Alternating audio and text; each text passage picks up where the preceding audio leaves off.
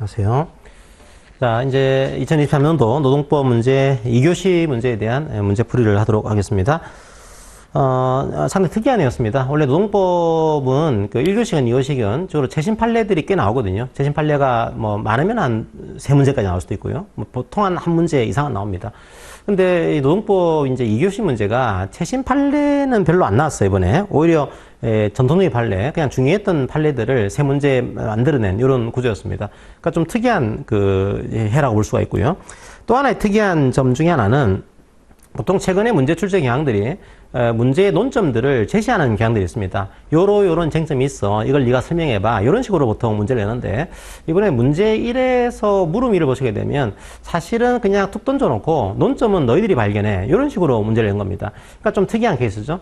이제 원래는 지금까지 추세가 논점을 제시하고서 여기에 대한 썰을 풀어라 이런 구조였는데 올해의 노동법 2교시 문제, 첫 번째 문제는 우리 논점을 당신들이 발견해보세요. 이런 형태라서 약간 특이한 해로 볼 수 있습니다.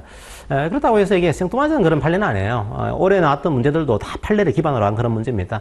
판례를 칼례를 막 꼬은 게 아니에요. 사실은 판례 그대로 문제를 낸 겁니다. 그러니까 여러분들이 오해하는 것 중에 하나가 교수님께서 이제 문제를 막 이제 섞어냈다 이렇게 생각하시는데 그런 판례 별로 없습니다. 그렇게 창의적인 문제는 많지 않아요. 아직까지. 오답 12의 문제가 있기 때문에. 그래서 이제 나와있던 판례들을 약간 회사 이름 바꾸고 근로자 규모 바꾸고 뭐 그렇게 해서 문제를 각색을 한 거다 이해하시고요. 전혀 상상력을 발휘한 이런 판례라 보기는 어려운 문제라고 볼 수 있습니다. 그러니까 판례를 많이 보신 분들은 이게 그때 봤던 판례 이렇게 보는 것들이 가능해지겠죠. 그러니까 여러분들 공부하실 때 다 그렇지 않겠지만 판례를 많이 보는 게 중요합니다. 그리고 판례의 사실관계를 좀 보는 것이 중요해요. 사실관계를 보는 것이 이 지문을 이해하는 이제 지름길이 될 수 있는 구조가 되는 겁니다. 자, 그런 기본적인 내용을 이해하시고서 한번 내용을 보도록 할게요. 첫 번째도 기존 판례에 있던 것들을 그대로 이제 문제를 화시킨 그런 판례로 이해할 수가 있습니다. 자, 보니까 다른 건 생략할게요. 생략하고 지금 직장 폐쇄 파업을 하고 직장 폐쇄에 돌입했습니다. 그러자 노사 간의 파업과 직장 폐쇄가 지금 돼 있는 겁니다. 근데 이렇게 하다 보니까 서로 간에 불편하죠. 불편하니까 지금 상호 양보의 가능성이 지금 고려가 되고 있어요. 우리가 양보를 해야 될 거 아니냐. 그런 가능성이 충분히 생기고 있는 그런 상황입니다. 양보를 하려고 하다 보니까 A 회사가 자, 그러면 상급단체에 가서 상급단체의 교섭권을 위임하자라고 해서 자, 상급단체인 비금속노동자연맹에다가 교섭권을 위임을 했어요. 위임한 거죠. 사모 양보의 가능성이 고려되고 있는 겁니다. 고려되고 있는 상황에서 그럼 B가 좀 우리를 대신해서 교섭을 해달라 위임한 그런 케이스예요. 그러다 보니까 B연맹은 이제 교섭을 좀 잘하는 방향으로 해야 되겠죠. 따라서 새로운 타협안을 마련한 겁니다. 이제 자, 우리가 이제 제대로 하려고 왔으니까 새로운 타협안을 마련해서 이제 교섭하자라고 요구한 거죠. 요거를 3번이나 했어요. 근데 3번 한 게 그냥 한 게 아니고 2023년도 3월 18일부터 2023년도 6월 14일까지 3회에 걸쳐가지고 교섭을 요구를 했습니다. 이것도 마찬가지예요. 여러분들이 그냥 한 것 같지만 사실은 기존 판례에서 이 연도만 바꾼 겁니다. 연도만. 기존 판례 그대로예요. 이게요. 기존 판례에서 2000 몇 년도를 2023년도 그런 식으로 연도를 이제 바꾼 그런 판례입니다. 원래 있던 판례라는 거죠, 이게. 자, 그렇게 이제 하면서 했는데 A사는 여전히 이제 계속해서 단체 교섭을 거부를 하고 있습니다. 폐쇄를 유지하면서 교섭을 거부를 하고 있어요. 자, 그런 상황입니다. 자, 그런 상황에서 또 다른 문제가 이제 등장합니다. 또 다른 문제가. 이제 또 다른 문제는 아까 첫 번째 문단은 다른 문제고요. 이 문제는 또 전혀 생뚱맞은 문제를 낸 거죠. 그래서 아예 다른 그 회사를 만들어냈어요. C회사를 만들어냈습니다. C회사가 있고, 자, C회사에 노조가 있는 거죠. 근데 C회사 노조의 규약을 보시게 되면 이제 대표자가 교섭을 할 때 노동조합 총회를 통해 가지고 교섭안을 마련을 하고 교섭하는 과정에서도 조합원의 의견을 물어봐 가지고 요걸 이제 교섭을 해라 이 내용을 두고 있습니다. 그런데 이 노동조합 위원장 대표자인 갑이 교섭을 하기 전에 총회를 통해서 교섭안을 만들지 않았어요. 그리고 교섭하는 과정에서도 어떤 노동조합원들의 의견도 수렴하지가 않았습니다. 그런 상황에서 단협을 체결했어요. 단협을 기본급의 1%를 삭감하는 그런 단체계약을 체결한 겁니다. 이런 두 가지의 사례를 만들어 놓고서 각각의 물음에 한번 답해 보세요. 이 문제를 낸 거죠. 자, 그럼 이 두 가지 물음이 어떤 물음일까 보도록 하겠습니다. 자, 첫 번째 물음. 첫 번째 물음에 대해서는 제가 조금 불만이 있습니다. 이 물음에 대해서는. 왜냐하면 논점을 제시하지 않고 논점을 발견하세요. 이런 문제 나쁘지 않습니다. 나쁘지 않은데 논점을 발견하기 위해서는 이 논점에 대한 기본적인 좀 밑밥은 깔아줘야 됩니다. 근데 너무 좀 추상적으로 넓게 문제를 냈어요. 사실은 판례의 사실관계를 보시게 되면 뭐가 논점인지 나와 있습니다. 발견할 수 있거든요. 근데 이런 사실관계에서는 너무 지나치게 넓게 이렇게 물어보니까 수험생들이 사실은 이게 쟁점 발견하기가 쉽지는 않았을 것으로 생각이 됩니다. 물론 판례에는 다 나와 있는 그런 쟁점이었습니다. 하지만 너무 문제가 좀 불친절한 문제였다는 생각이 듭니다. 이렇게 한 거죠. 뭐라 물어봤냐면 지금 교섭을 계속 거부하고 있는데 계속 거부하는 것이 분호다. 이렇게 정하고 있습니다. 자, 과연 그러면 이게 분호가 되는지에 대해서 이런 주장이 타당한지에 대해서 논해보세요. 이런 거줍니다. 그럼 지금 뭘 묻고 있는가 하면 우리나라의 노동조합법 81조 1항 3으로 보시게 되면 정당한 이유 없이 이제 노동조합이라든지 위임받은 자와의 교섭 체결을 거부하게 되면 그게 분호가 되는 거다. 이 논리거든요. 그럼 핵심이 뭔가 하면은 정당한 이유 없이 돼요. 정당한 이유 없이. 정당한 이유 없이 노조라든지 자, 위임받은 수임자와의 교섭을 거부하는 것, 이게 분호가 되는 거다. 이 논리입니다. 그러니까 이게 분호가 되기 위해서는 이런 논리 만들어야겠죠. 정당한 이유가 없다. 그러면 노조의 주장은 일리가 있습니다. 두 번째로 이 사람이 노조가 아니고 수임자라고 하더라도 수임자를 이유로 해서 교섭을 거부하더라도 이 교섭 거부는 정당한 이유가 없게 되는 구조예요. 그러면 첫 번째 문제는 눈에 보입니다. 수임자인 거죠. 비노조연맹은 수임자입니다. 그러니까 우리도 81조 1항 3으로 보시게 되면 노동조합이 아니더라도 노동조합 교섭권은 위임받은 자와의 교섭을 거부하더라도 이게 분호가 됩니다. 그러니까 비노동조합연맹이 수임자라고 한다면 지금 비노조라 연맹이라는 이유로 교섭을 거부한 것, 이것도 정당한 이유가 없어지게 되는 거죠. 자, 그게 이제 첫 번째로 눈에 보이는 케이스고요. 그런데 요거는 눈에 보이는데 나머지 것들에 대해서는 발견을 좀 하셔야 되게요. 논점을요. 이게 두 가지 쟁점이 있습니다. 이 케이스에서는. 첫 번째 쟁점은 뭔가 하면은, 지금 어떤 사정이 변경이 됐어요. 우리 판례 기본 시각은 파업이나 직장 폐쇄 기간 중이라고 하더라도 교섭을 재개할 만한 것이 의미가 있을 만한 사정의 변경이 있다라고 한다면 파업이나 직장 폐쇄 중이라고 하더라도 교섭을 해야 된다. 이게 우리 판례 시각입니다. 그러니까 파업이나 어떤 직장 폐쇄는 교섭을 거부할 만한 정당한 이유가 안 되는 거죠. 중요한 건 뭘까요? 교섭을 재개할 만한 것이 의미가 있을 만한 사정이 바뀌었냐 안 바뀌었냐, 이게 중요한 구조입니다. 자, 그런데 보니까 아까 단협안을 새로 제시하면서 오히려 의미 있는 변화가 생기고 있는 과정인 거죠. 그런 과정에서 교섭을 거부하고 있다? 교섭 거부는 정당한 이유가 없는 거다. 이 논리가 만들어집니다. 자, 보통 여기까지는 여러분들이 많이 적었을 거예요. 이게 알고 있는 판례니까. 근데 여기서는요, 또 하나의 중요한 두 번째 논점이 숨어져 있습니다. 이 논리를 발견하셔야 됩니다. 지금 보시게 되면 3회 동안에 지금 3개월이 걸쳐가지고요, 계속 거부를 하고 있어요.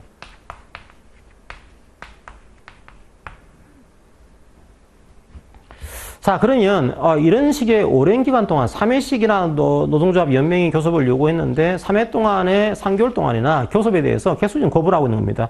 이게 너무 오랫동안 교섭을 거부하고 있는 거죠. 그러면 이렇게 오랜 기간 동안 교섭을 계속 거부하고 있다. 여기에 대해서 정당한 이유가 있는 거냐 없는 거냐, 요거를 판단해야 됩니다. 자, 그런데 이 정당한 이유의 핵심이 뭔가 하면 여기서는 이렇게 보게 돼요. 만약에 이 교섭을 거부할 만한 교섭에 대해서 검토하고 준비할 시간이 필요하다. 교섭에 대해서 이게 검토하고 준비할 시간이 필요하다. 준비하고 검토할 시간이 필요한 거니까 교섭을 연기하세요. 자, 이렇게 한다든지, 혹은 이제 이게 없으니까 교섭을 이제 아예 나가지 않는다. 의사표명하지 않고 나가지 않았다든지. 자, 이런 경우에는 혹시 몰라요. 교섭을 거부할 만한 정당한 이유가 있는 겁니다. 보니까 갑자기 내일 교섭합시다. 검토할 자료는 한가득인데 내일 합시다 할 수가 없는 거죠. 그죠? 자, 그런데 핵심 문제는 뭔가 하면은 지금 이 케이스는 3개월 동안이나 교섭을 지금 검토하고 준비할 시간을 가지고 있었던 겁니다. 그런데 어떻게 하고 있죠? 사실은 연기를 요구하는 것도 아니에요. 이 사안에서는 그냥 의사표명을 하지 않고 거부하고 있는 겁니다. 그러니까 우리 판례 입장은 검토하고 준비할 시간이 충분한데 의사표명도 하지 않고 교섭을 하지 않은 것, 이건 우리가 부당노동행위로 보게 됩니다. 그래서 이것도 약간 좀 친절하진 않아요, 문제 자체가. 자, 얘는 이제 거부를 할 때 어떤 식으로 거부한 거냐, 이게 보이진 않습니다. 이게 연기를 하자라고 하면서 거부했는지, 그거는 발견이 안 돼요. 그래서 어떻게 보면은 이 사안의 핵심은 이제 아예 의사표명을 하지 않고 거부를 한 이런 케이스입니다. 그래서 검토하고 준비할 시간이 충분한데 연기를 요구했다든지, 이게 충분한데 아무런 의사표명을 하지 않고 교섭 자리에 나가지 않았다든지, 이런 경우에는 정당한 이유가 없는 거다. 그게 우리 판례 시각이 되겠습니다. 그러니까 이 판례가 그냥 한 게 아니에요. 왜 굳이 3개월인 이 기간을 만들어냈을까요? 중요한 논리라는 겁니다. 그러니까 여러분들이 이 논리를 놓친 분들은 좀 그래요. 상당히 중요한 논리였거든요. 그러니까 이 케이스는 세 가지의 논점을 담고 있습니다. 첫 번째, 비노동자 연맹이 이제 교섭의 주체가 될 수 있는 것인지 될 수 있다. 왜냐하면 81조 1항 3호에 수임자에 대한 내용이 나와 있는 거죠. 자, 두 번째로 파업이나 직장 폐쇄 기간 중이라고 하더라도 교섭 제기가 의미 있을 만한 사전 경영이 생겼다고 한다면 교섭을 해야 된다. 안 하게 되면은 이건 정당한 이유가 없다라고 하는 거. 세 번째로 검토하고 준비할 시간이 필요하다. 여기에 맞으면은 이게 정당한 이유가 있는 거지만 이게 충분한데 교섭을 거부했다. 의사표명하지 않고 이런 경우에는 정당한 이유가 없다라고 하는 것이 우리 판례의 시각입니다. 물음일에 대한 지금 주장은요, 다 이유가 없는 거죠. 다 비노조연맹 수임자인데 거부한 거죠. 그 다음에 사정이 바뀐 거죠, 이게. 충분히 바뀔 분위기도 있었고, 비연맹은 새로운 타협안을 제시했습니다. 사정이 변경이 된 거죠. 그럼에도 불구하고 교섭을 거부하고 있습니다. 정당한 이유가 없는 거죠. 그 다음에 검토하고 준비할 시간이 충분했어요. 3개월이니까. 그런데 의사표명하지 않고 계속 거부를 하고 있습니다. 이건 정당한 이유가 없다. 세 가지로 여러분들이 결론을 만들어내시면 되는 구조입니다. 자, 그 세 가지의 판례 법리와 세 가지에 따른 사안 적용을 해놨으니까 이걸 여러분들이 참조를 하시면 되겠습니다. 자, 그 다음에 물음 2를 한번 볼까요? 물음 2는 지금 규약 10조에 따르게 되면 이제 노동조합 총회에서 이제 교섭안을 만들고 의사를 이제 조합원들 의사를 수렴해서 교섭을 해라, 이 내용을 두고 있는데 그걸 위반해서 갑이 단협을 체결했습니다. 그러자 이제 뭐라고 하는가 하면 조합원들이 이 갑에 대해서, 이건 우리 조합원들에 대해서 왜 의견을 수렴하지 않고 체결했냐, 이건 우리 조합원들에 대한 불법 행위를 구성한다, 이걸 주장하게 됩니다. 주로 이제 불법 행위를 주장하는 이유는 이게 불법 행위에 따른 손해배상을 청구하는 구조가 되겠죠. 그래서 조합원들이 조합위원장에 대해서 불법 행위에 따른 손해배상을 청구하는 이런 케이스로 일하시면 돼요. 자, 그런데 갑은 뭐라고 하는가 하면, 내가 무슨 불법 행위를 했냐. 당연히 난 노조의 대표자이기 때문에 나는 적법하게 단협을 체결할 권한을 가지고 있다. 따라서 이것들은 불법 행위가 아니다라고 주장하고 있습니다. 그러면 시회사 노조의 조합원들은 지금 갑이 불법 행위를 한 거다, 이걸 주장하고 있고, 지금 갑의 주장은 불법 행위가 아닌 거다, 이걸 주장하고 있는 거죠. 그러면 이제 두 가지 주장을 다퉈봐야 되는데, 요거는 이제 뭐가 문제가 되는 거냐. 요건 두 가지가 문제가 됩니다. 두 가지가. 첫 번째, 과연 규약 10조. 자, 10조의 내용이 위법한 거냐? 여기 하나 따져지게 되고요. 자, 왜냐하면 우리 노동조합법에 따르게 되면, 노동조합법 29조 1항입니다. 29조 1항을 따르게 되면 노동조합 대표자가 교섭을 하고 단협을 체결할 권한을 가집니다. 이 표현을 정확하게 써야 돼요. 권리 이런 게 아니고요. 권한입니다. 노조를 위한 힘이 되는 거죠. 그래서 노조를 위해서, 그리고 조합원을 위해서 단체 교섭을 하고 단체 협약을 체결할 권한을 가지고 있다. 이게 이제 우리 29조 1항의 내용이에요. 대표자의 권한인 거죠. 그런데 규약 10조는 이제 대표자가 할 수 있는 건데 너무 좀 제약하고 있는 거 아니냐, 그죠? 왜 총회가 의견을 이제 수렴하는 거야? 왜 총회에서 단체 교섭안을 만들어야 되는 거야? 혹은 왜 조합원들의 이제 의견을 수렴해서 교섭을 해야 되는 거야? 이거 29조 1항을 침해하고 있는 위법적인 조항 아니야? 이런 식의 문제를 삼을 수가 있는 겁니다.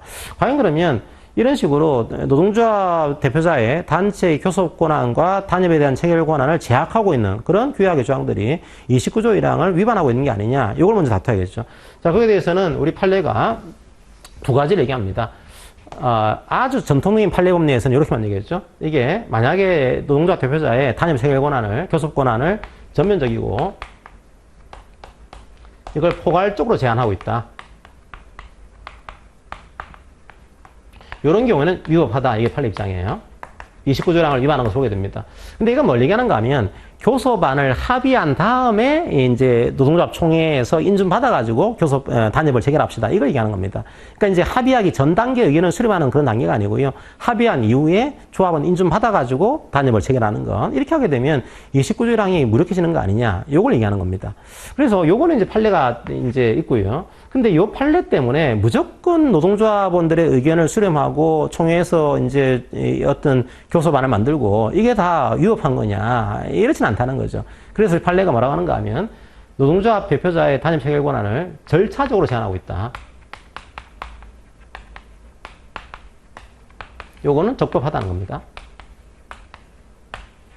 그러니까 이제 어떤 그 단체 교섭안에 합의하기 전에 총회에서 이제 단체 교섭안을 마련한다. 혹은 노동조합 조합원들의 의견을 수렴한다. 이런 것들은 민주적인 노조 운영상 어떻게 보면 당연한 거죠. 당연한 거니까 이 정도의 그런 절차적인 제한은 할 수 있는 거다. 이거는 29조 1항을 위반하는 것이 아닙니다. 이건 오히려 조합 대표자의 민주적인 통제를 위해서 필요한 그런 조항인 겁니다. 이런 것들을 얘기를 하게 됩니다.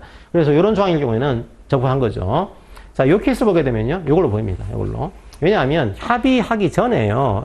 총회에서 교섭 요구안을 마련하고 그 다음에 교섭하는 과정에서 합의하기 전에 조합원들의 의견을 수렴하는 겁니다. 이거는 단순하게 절차적으로 노동조합 대표자의 그런 권한들을 제약하고 있는 거죠. 이것들은 29조 1항을 위반한 것이 아니다. 이게 이제 우리 판례 입장이 되어 있습니다. 그러니까 이걸 여러분들이 썰을 푸셔야 되고요. 두 번째로 그렇다고 한다면 과연 이 조합원들이 이제 29조 1항을 그러니까 규약 10조를 위반한 단협을 체결한 겁니다. 그럼 단체 계약은 효력이 기본적으로 있어요. 단협을 체결했기 때문에.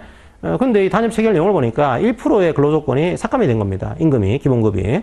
그러면 이건 우리의 중요한 근로조건인데 이걸 우리의 의견을 듣지 않고 체결하는 바람에 이제 우리의 근로조건에 영향을 미치게 되는 거니까 이거는 불법행위를 구성한 거 아니냐. 이런 식의 문제를 제기한 겁니다. 그럼 조합원들이 노동조합 대표자에 대해서 이게 불법행위에 따른 손배를 청구한 거예요.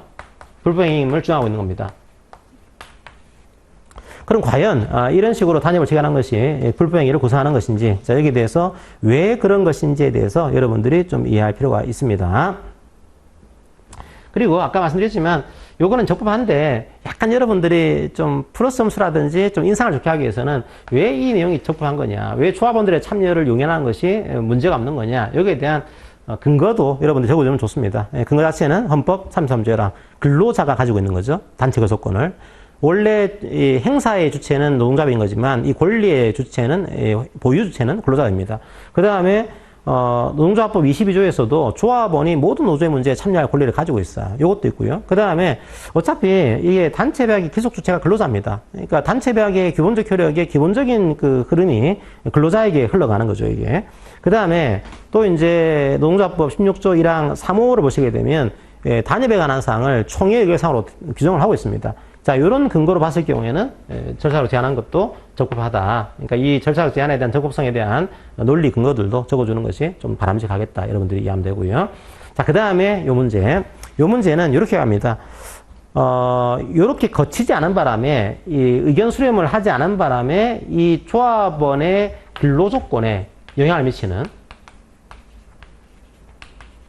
원래 의견을 수렴을 해야 됩니다. 이제 절차를 제한할 경우에는 의견을 수렴해야 되는데 의견을 수렴하지 않고 단협을 체결하는 바람에 조합원의 중요한 근로조건에 영향을 미치는 그런 내용이 발생했다. 이런 경우에는 어떻게 보는가 하면 조합원들 입장에서는 단결권을 침해한 거다. 대표자가. 조합 입장에서는. 자, 그러니까 이 대표자가 이렇게 단협을 체결하게 되면 조합 입장에서는 조합의 단결권을 침해한 거고요. 그 다음에 조합원 입장에서는 조합의 의사형성 과정에 참여할 권리, 노동조합의 의사형성 과정에 참여할 권리를 침해하는 불법행위, 노조의 의사형성 과정에 이제 참여할 수 있는 권리, 죄송해요. 이게 조합원과 조합 다 되겠죠? 조합원의 단결권과 노동조합원들의 노조 의사형성 과정에 참여할 수 있는 권리, 자, 이걸 침해할 수 있는 그런 불법행위를 구성한다라고 하는 판례의 시각이 만들어지게 됩니다. 그래서 조합원들의 단결권과 노동조합 의사형성 과정에 참여할 수 있는 권리, 이 두 가지를 침해했기 때문에 이건 불법행위를 구성합니다. 이게 우리 판례 시각이 되어 있어요. 자, 그러니까 이제 이 1%의 임금 삭감이 있었던 거죠. 그러니까 노동조합원들의 근로조건에 영향을 미치는 그런 단협을 체결한 겁니다. 이 절차적 이런 의견 수렴을 거치지 않고요. 따라서 이렇게 하게 되면 대표자가 조합원들에 대해서 단결권과 의사형성에 참여할 수 있는 권리를 침해한 거기 때문에 불법행위를 구성하는 것이 맞다. 즉 조합원의 주장이 타당하고 이 대표자의 주장은 타당하지 않습니다. 이 논리가 만들어집니다. 자, 그렇게 여러분들이 일하시면 될 것 같고요. 이것도 뭐 그냥 아주 전통적인 판례 법리입니다. 그러니까 올해 나왔던 2023년도의 그 판례 법리들은 뭐 특이한 판례는 아니에요. 원래부터 그냥 존재해왔던 그런 뭐 판례 법리고 혈에 새 것이 없는 그냥 중요한 판례 법리로 이해하시고서 수업을 보시면 됩니다. 아마 이것들은 교수님들이 이런 생각을 하셨을 것 같아요. 보니까 수험생들이 너무 최신 판례를 공부합니다. 근데 문제는 뭔가 하면은 이렇게 오해를 하신 거죠. 최신 판례를 내면은 오히려 어려울 거야 생각했는데 2022년도에는 거의 최신 판례를 문제를 했습니다. 그렇게 했더니 생기는 문제가 오히려 짧게 공부한 분들이 합격을 많이 했어요. 오히려. 왜냐하면 오히려 짧게 동차로 준비하는 분들도 최신 판례는 공부를 하시거든요, 기본적으로. 중요하다 보니까. 그러니까 오히려 최신 판례로 이제 버무리다 보니까 오히려 점수가 확 올라갑니다. 그래서 오히려 많은 분들이 합격을 했어요. 이게 좀 변별력이 오히려 떨어진 거죠. 오히려 전통적인 판례 법리를 내는 것이 변별력이 있겠다. 이걸 좀 염두에 두신 것 같아요. 그래서 2023년도에 노동법 2의 문제는 거의 전통 판례를 가지고서 얼마나 이제 성실하게 공부했냐 이걸 파악하기 위한 문제로 이해를 하시면 되겠습니다. 그래서 올해 한번 합격자에 대한 수를 보면서 과연 이런 문제가 의도한 바대로 뭔가 나왔는지 그건 판단이 될 겁니다. 아마 뭐 그런 의도를 가지고서 전통적인 판례 법리를 낸 것이 아닌가 뭐 그런 생각이 들어요.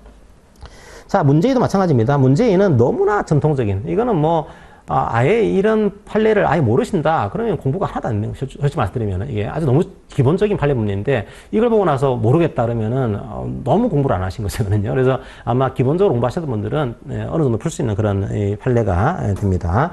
문제의는 아주 중요한, 기본적인 판례 법리로 이해하시고서 문제를 보시면 되겠습니다. 한번 문제의를 볼까요? 어떤 문제였는지. 이게 동부고속 사건인데요. 이제 2000년도에 나왔던 거의 뭐 20년도 된 그런 판례 법리를 가지고서 문제를 만들어낸 겁니다. 그래서 제가 지금 짧게 설명을 드리고 있지만 여러분들이 디테일한 부분들을 보기 위해서는 좀 문제 참고 답안을 좀 보세요. 디테일한 것들은 거기에 좀 나와 있으니까 그런 것도 참조하시면서 보시면 되겠습니다. 이제 사실관계 이렇게 있는데요. 이것도 그냥 길어 보이지만 여러분이 배워왔던 내용들을 그냥 좀 각색한 겁니다. 자, 3월, 6월 달에 상여금을 지급해요. 9월 달, 12월에도 상여금을 지급합니다. 자, 어떻게 지급했는가 하면 지금까지 단체배약 입조해서 300%씩 지급해 옵니다. 300%, 300%, 자, 300%, 300%. 자, 지급을 해오다가 이제 요 시점에 너무 회사가 경기가 안 좋은 거죠. 경기가 안 좋아서 지금 2023년도 3월 달, 6월 달 상여금을 지급 못하고 있어요. 못하는 상황입니다. 그러자 이제 노조에게 상여금 좀 포기해달라 이게 이런 이제 내용을 회사 노동조합에게 얘기를 하신 거죠.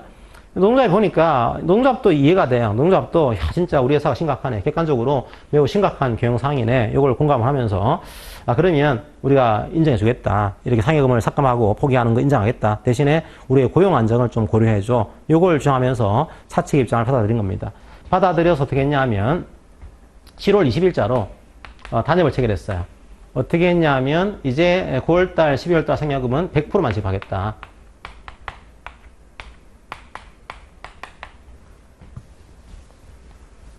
그리고 이후에 뭐 3월달, 6월달 이것도 100% 바뀐 거죠. 다 100%로. 자, 이렇게 하자 이런 단협을 체결했고요. 대신에 우리가 3월달, 6월달의 상여금은 지금 못 주겠다는 겁니다. 그래서 얘는 포기하자 그냥. 그러니까 3월달, 6월달에 지급하지 않았던 이제 그런 상여금은 포기를 하고 이후에 뭐 9월, 12월 이후에 3월, 6월달의 상여금은 다 100%로 바꾸는 것으로 그렇게 단협을 체결한 그런 상황이 만들어졌습니다. 자, 그런데 이런 단협 체결에 대해서 근로자 을이 동의하지 않았어요. 조합원이죠. 조합원 을이 동의하지 않은 겁니다. 그래서 요 300%, 요 300% 지급해줘. 요걸 이제 주장한 겁니다. 그럼 을의 주장이 타당한지를 따져보세요. 요게 이제 우리 이 문제의 시각이 되는 겁니다. 자, 요거는 두 가지로 나누셔야겠죠. 기본적으로. 요거는. 첫 번째로 3월달, 6월달의 상여금 포기한 것에 대한 문제. 과연, 단협이 근로자 개인의, 조합원 개인의 동의나 소권 없이 이미 구체적으로 지급 청구권이 발생한 그런 상여금을 포기할 수 있는 것인지 이 문제 하나가 문제가 되고요. 자, 두 번째 문제는 요 9월달, 12월달, 그리고 앞으로의 3월달, 6월달, 요 상여금을 근로자 조합원의 동의 없이 불이익하게 변경하는 것이 가능한 것인지. 그러니까 이게 뭔가 하면은 기본적 효력의 문제입니다. 단체 계약은 기본적 효력이 있어요. 단협을 체결하게 되면 조합원들의 근로조건이 됩니다, 이게. 그러니까 조합원들의 취업규칙, 이제 근로계약과 이제 충돌하게 되면 단협을 적용하게 되는 거죠. 자, 그런데 단위업의 기본적 효력이 한계가 있는 겁니다. 그 한계에 이게 적용되는 거냐, 안 되는 거냐, 이 문제예요. 첫 번째 문제가 요 3월, 6월 달은 이미 개인근로자에게 기소권이 넘어와 있습니다. 자, 이미 처분권이 넘어와 있는 그런 권리를 조합원의 동의 없이 단위업만으로 포기하게 하는 것이 가능하냐, 이 문제고요. 자, 요 9월, 10월, 3월, 6월은요. 아직 처분권이 근로자 개인에게 들어온 게 아니에요. 들어온 게 아니고 그냥 근로조건을 불이익하게 변경한 겁니다. 불이익하게 변경. 자, 이 불이익하게 변경한 것도 마찬가지로 개인 근로자의 동의 없이, 조합원의 동의 없이 불이익하게 변경하는 것이 가능한 것이냐, 이 문제입니다. 자, 우리 판례 입장은요. 이미 처분권이 나에게 넘어와 있는, 이런 기소권이 나에게 넘어와 있는 이 임금의 청구권에 대해서는 개인 근로자의 동의나 수권이 없다라고 한다면 단위업만으로서는 포기를 못 시킨다. 이게 판례 시각이죠. 자, 두 번째로는 이제 그게 아니고 아직까지 나의 기소권이 넘어와 있지 않습니다. 하지만 불이익하게 변경하는 거, 요거 어떻게 할 거냐. 요걸 여러분들이 디테일하게 적어줘야 돼요. 아직 기소권이 넘어오지 않았습니다. 그런 경우에는 원칙은, 자, 협약자치 원칙이라는 표현이 중요하죠. 협약자치 원칙상 유효하다.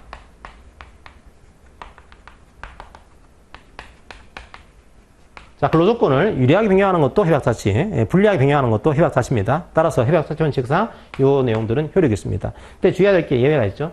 자, 불이익하게 변경하는 것도 무조건 효력이 있는 게 아니고 이게 내용 자체가 현저하게 합리성을 결여했다.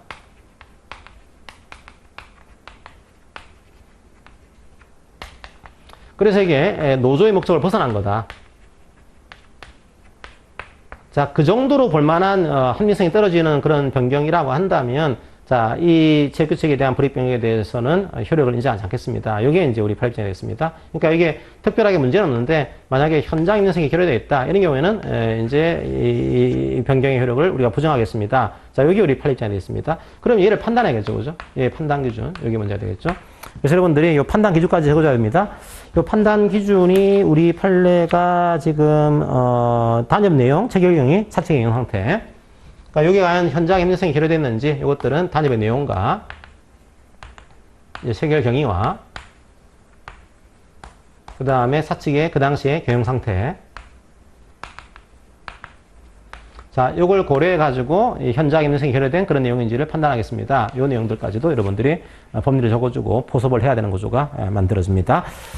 그래서 3월달, 6월달 상여금은 큰 문제는 없고요. 이미 구체적으로 청구권이 발생했기 때문에 이 개별조합원의 동의가 없더라도 개별조합원 동의를 받지 않았으면은 단체별 효력을 인정할 수 없다. 이렇게 적어주시면 되고요.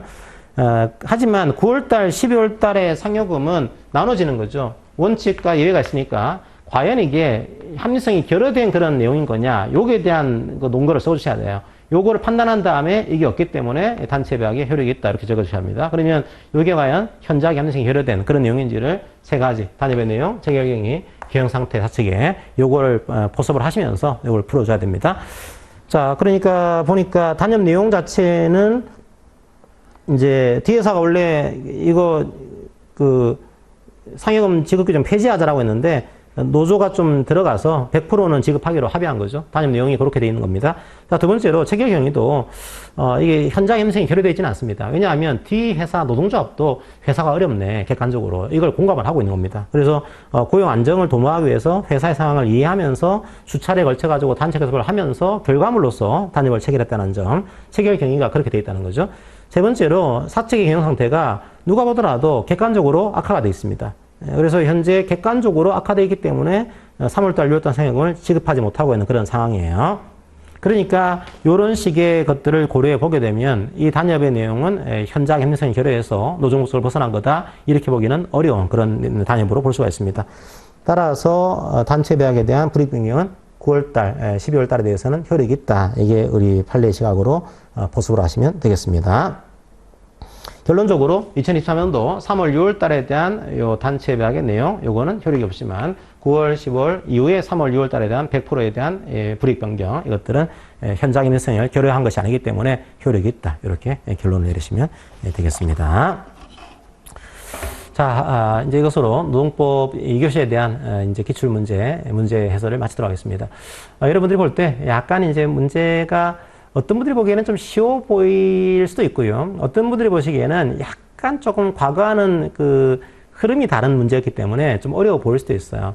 뚜껑을 열기 전까지는 장담 못할 것 같아요. 실제로 내가 쉬워 보인다라고 하더라도 이 쉬워 보이는 것이 익숙함에 따른 그런 결과인 것인지 진짜로 문제풀이를 잘 해가지고 쉬운 것인지는 그거는 채점자가 판단하시겠죠. 그죠? 그래서 여러분들이 문제가 오히려 조금 일반적일수록 디테일한 부분들을 잡아줘야 됩니다. 그래서 디테일한 부분들이 약간 놓쳐지게 되면은 감점이 될 수 있는 그런 구조니까 얼마나 그런 것들을 좀 세밀하게 보습을 했냐 여기에 따라서 결론이 달라질 것으로 이해가 되고요.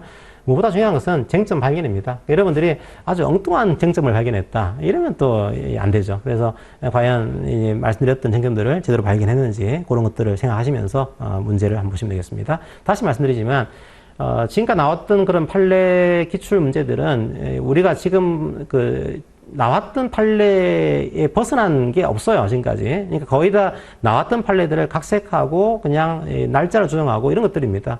올해 나왔던 것들도 다 그런 것들이거든요. 그래서 여러분들이 앞으로 공부하실 때도 사실관계를 좀 꼼꼼하게 보신다. 이런 마음가짐 공부하시면은 좀 긴 지문이 나오더라도 이 판례구나 라고 하는 것들이 좀 더 이해가 될 거예요. 물론 다 보기는 쉽지 않습니다. 나오는 판례가 엄청 많으니까 그 사실관계들을 다 보기는 어렵지만 기본적으로 중요한 판례문들은 사실관계를 꼼꼼하게 파악하신다. 이런 마음가짐으로 공부를 하시면 좋겠습니다.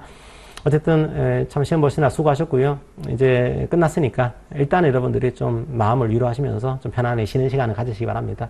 합격 여부는 지금 아무도 모르니까 너무 이것 때문에 너무 불안해하지 마시고요. 일단 여러분들 마음을 좀 내려놓으시고 좀 편하게 쉬는, 그래서 다음번에 또 한번 도약을 위한 좀 한번 쉼의 기간이다 생각하시고 좀 여러분들이 편하게 쉬시는 그런 기회로 삼으시길 바랍니다. 자, 수고하셨고요.